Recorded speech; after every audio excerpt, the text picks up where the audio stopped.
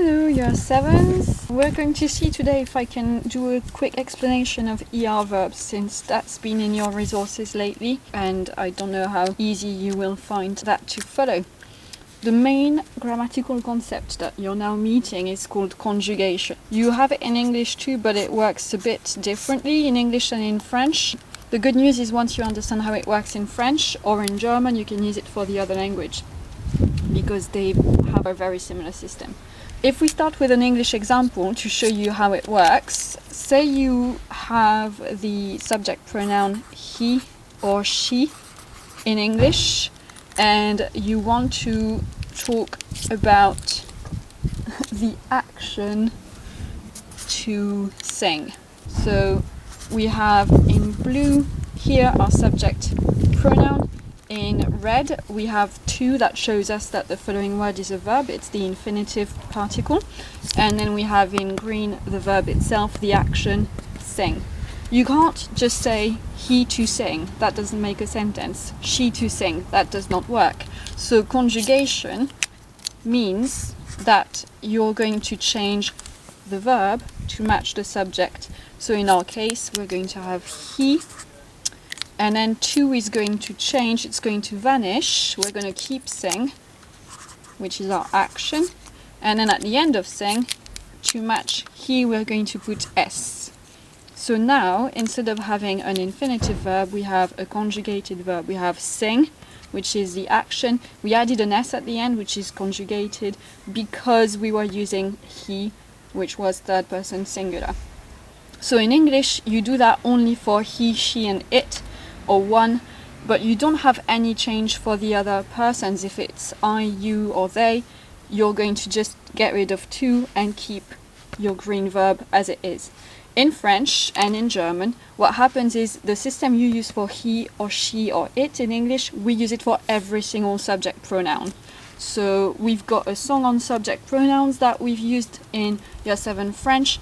You've learned your subject pronouns in German as well, maybe, and if not yet, you will eventually. So all you need to remember for conjugation in French and German is that instead of doing this system, this change, just for one case, we do it for all of them.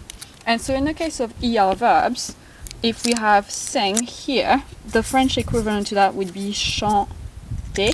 And so that's the other thing to bear in mind for you, is that in French and in a lot of languages, instead of having a mark of infinitive before your verb, like to sing, what we do is we have it as an ending, almost like a suffix, okay? So it's not a separate particle, it's an ending, and what happens is in conjugation, the ending will change.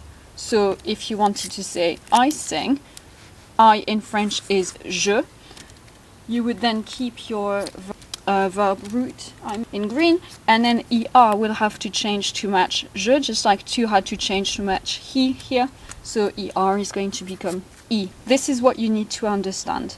And then the second half of conjugation is learning your endings by heart. So for er verbs, what you're going to have is e, es, e, ons, ez, ent.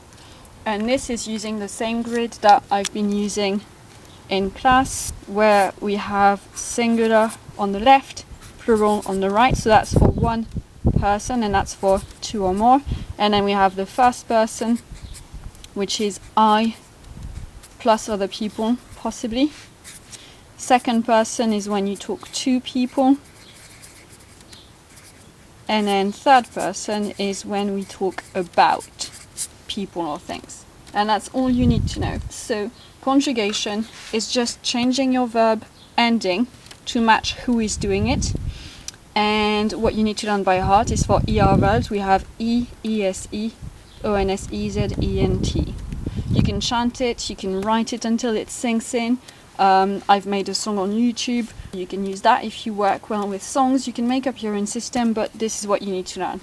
Now in year 7 and 8, the most relevant endings will probably be the I for je, I for il, elle, on, possibly a bit of that one. The rest is a bit less important for you to know by heart, so it's quite straightforward. ER becomes E most of the time. And that's it for conjugation, so I hope if you are struggling, this clarifies things. Let me know in the comments below if you have any more questions. Then I know there's a shadow, but hopefully you can still see what's going on. I just thought it would be a shame to shoot inside where it's a bit dark when we have some sunshine outside.